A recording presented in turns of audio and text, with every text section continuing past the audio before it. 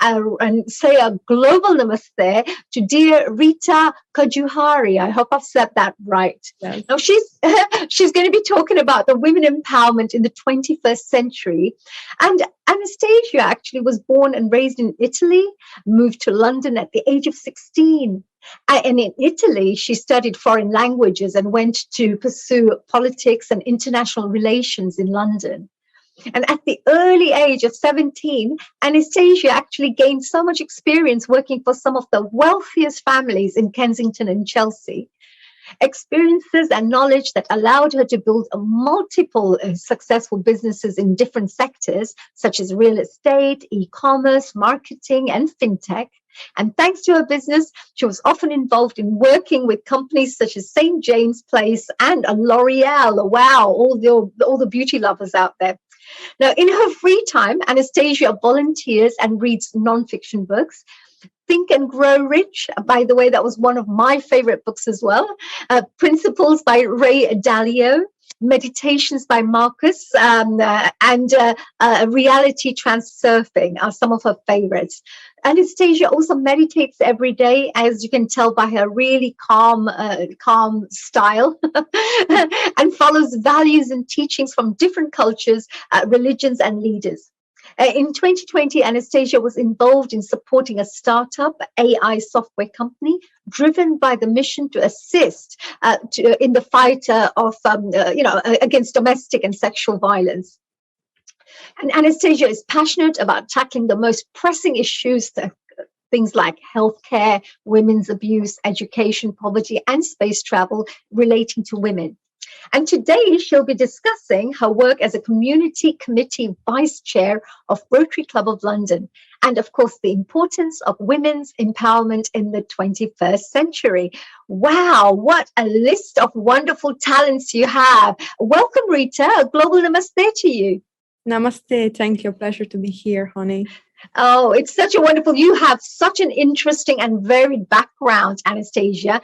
You know, it's all ranging from studying foreign languages, you've pursued politics, you've built so many businesses as well, and successful ones too.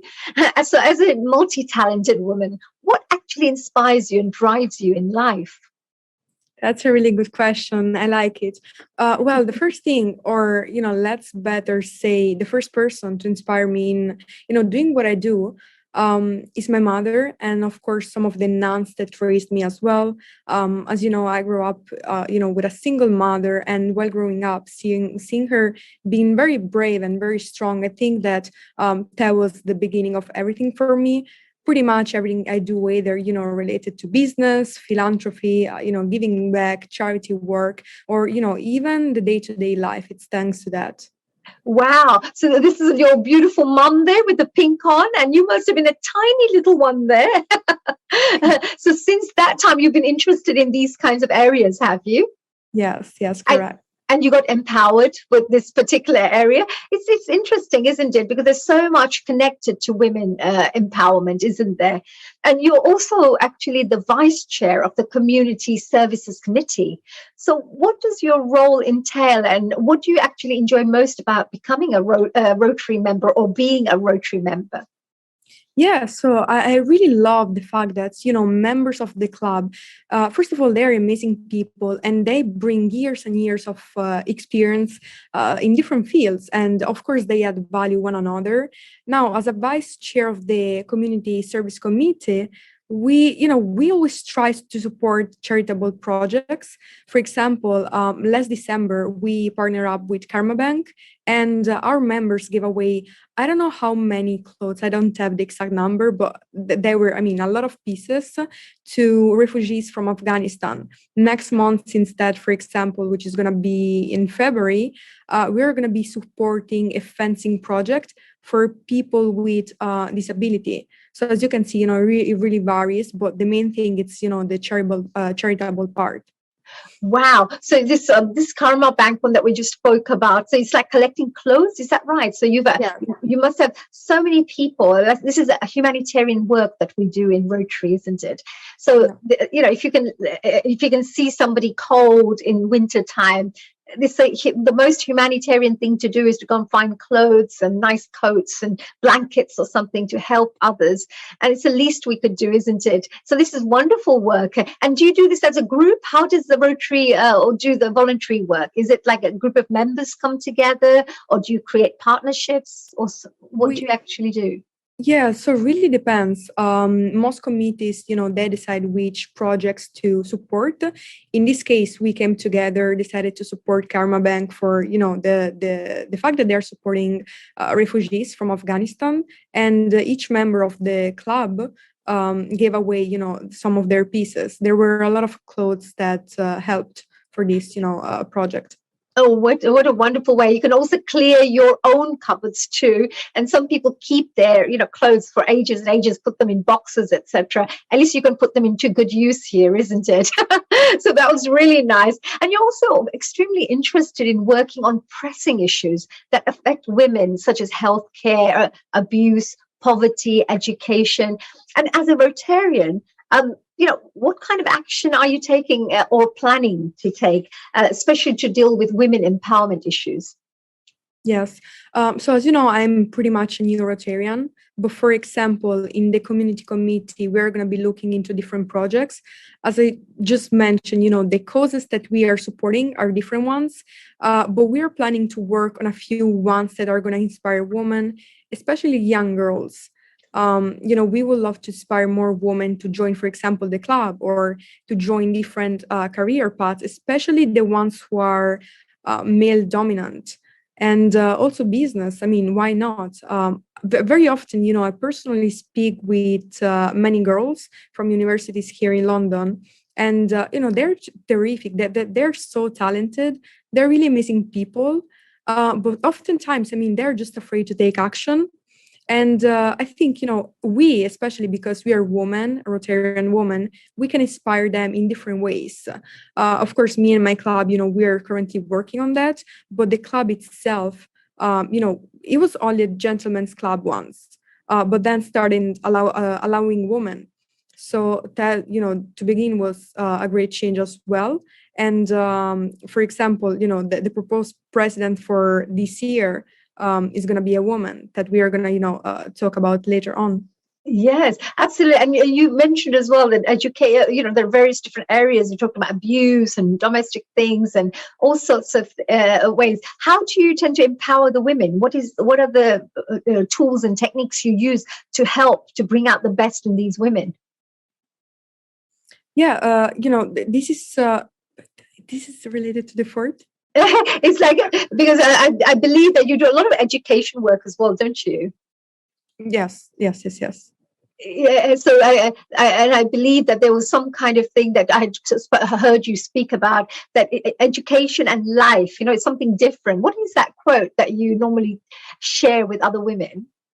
Yeah, sure. So, Elon Musk, as Elon Musk says, being educated and going to school are two different things. Now, most women, for example, they don't know how to take care of their finances, which is sad. They don't know anything about money management, savings. I was looking actually today at one article, and it said that women, they have less money, or pretty much nothing in their savings compared to men. And of course, because of that, most of the times they're dependent upon someone else, and oftentimes it's either father or husband. I think especially today, being self-dependent, it's such a very important thing for women. And another thing, for example, it's salaries in the workspace business. Women are oftentimes compared to men, they're underpaid. They're paid less than men. And we are expected to do more, to give more, to be more. So it's a very long topic, and but I hope that I've given you a quick idea. Oh, yes, of course. I mean, and can you imagine that one day, if things are equal for everybody, I mean, what a wonderful thing it would be. All this hard work and all this effort and dedication, the passion to help bring change through the Rotary clubs, through the members, who work within the Rotary organization. such powerful, profound changes are taking place step by step, which is fantastic. You also spoke something about, there are like some projects, for example. Your topic normally you are very passionate about women empowerment in the 21st century.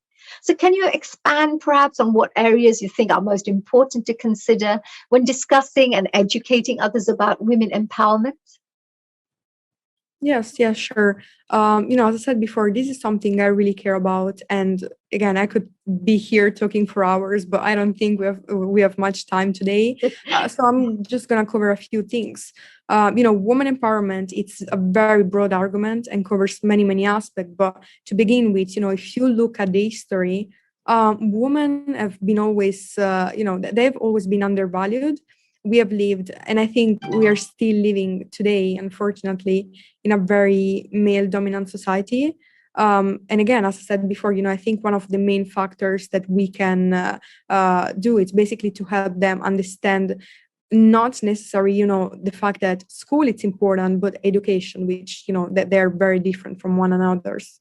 That's brilliant. Yes, I totally agree. I totally agree. Such great work to be done in this area. And of course, it'll bring such transformation into the lives of women who can also give more and be more as well, and feel more confident, and be valued for who they are as individuals, for their gifts and talents. And how does your role within the Community Services Committee help you to support this important area? Because there must be many case studies and examples that you may have worked on, but can you maybe share a case study or some examples of projects that you may have been involved in, especially to support the women empowerment side of things, and maybe how this has changed the lives of these women? Yes. Well, before going into case studies, let's just say that I believe the club itself has made good moves in the past couple of years, considering that before it was just a gentleman's club only. I think the fact that now there are many, many women, amazing women, and the fact that we also have the opportunity to join the boards is a good case study itself. One very important thing I believe is that we need more women to take leader roles. If you look now, for example, at the current situation, economic crisis, well, it's also because there are too many managers and people who like to be bosses. But, when crises such, the ones that we are living now happen, managers fail because being a manager and being a leader, again, it's very different. So we need more women to pretty much join and take responsibility. But that's hard because, who wants responsibility, right? So I believe, again, more people need to join, become responsible, take leader roles. For example, Jennifer Jones, she's a Rotarian, and this year, she's going to be the first female president, starting, of course, from this year, if no other candidate is going to challenge her.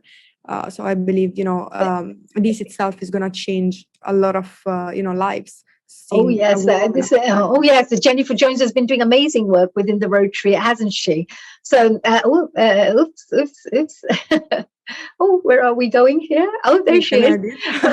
Yeah, Jennifer Jones. Yeah, this is brilliant. It's first, I believe she's the first woman, female president, international president. That means a worldwide, global president of Rotary, which is probably 1.2, 1.4 million members, right? What a huge organization to lead.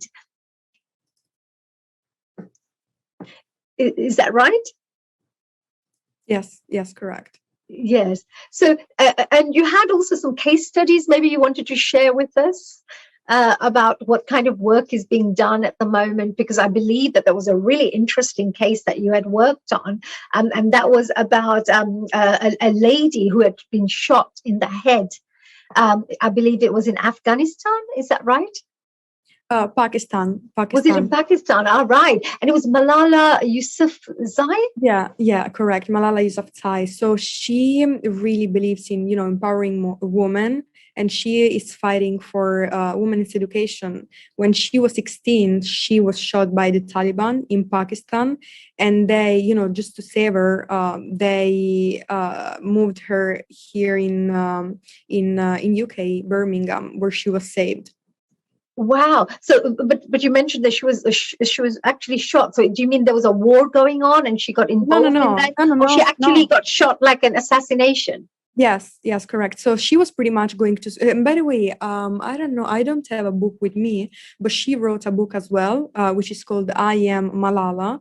She was just, I think, so. She was 16, and she was going to school by bus with her friends. And the Taliban, they stopped at the at a at how do at Bus they stop? stopped. Yeah. They stopped the bus and pretty much entered and shot her and some of her friends.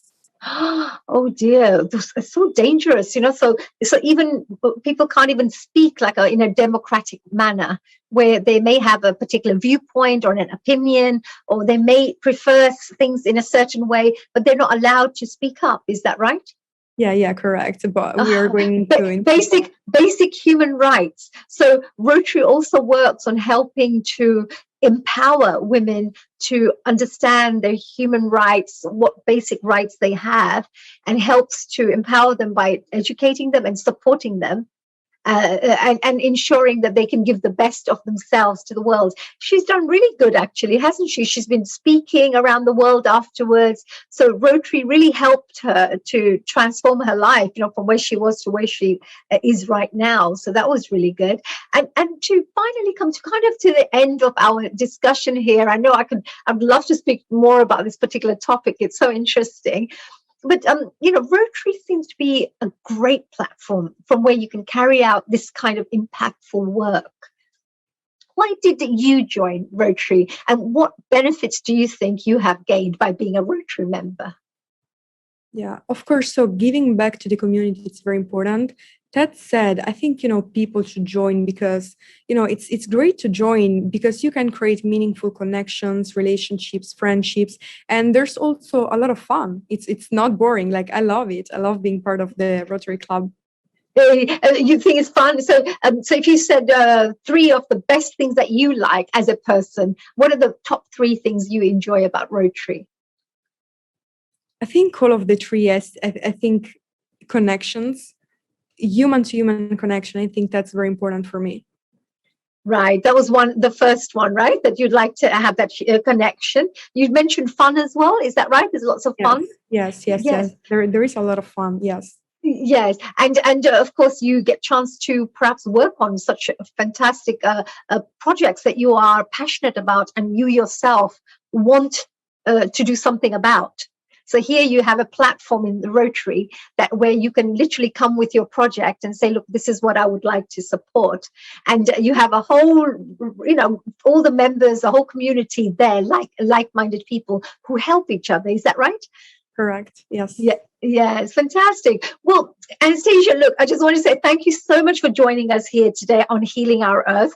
We truly, truly appreciate your time. And I know that you're jet setting from here and there, but this is a really great insight that our audience members, ourselves have had about all the different facets of women empowerment that needs to be worked on. And so much work needs to be still done. And we need perhaps more volunteers, more Rotarians to go out there to support this kind of work. What do you think? Yes. And I think Rotary really recognizes the potential in every woman.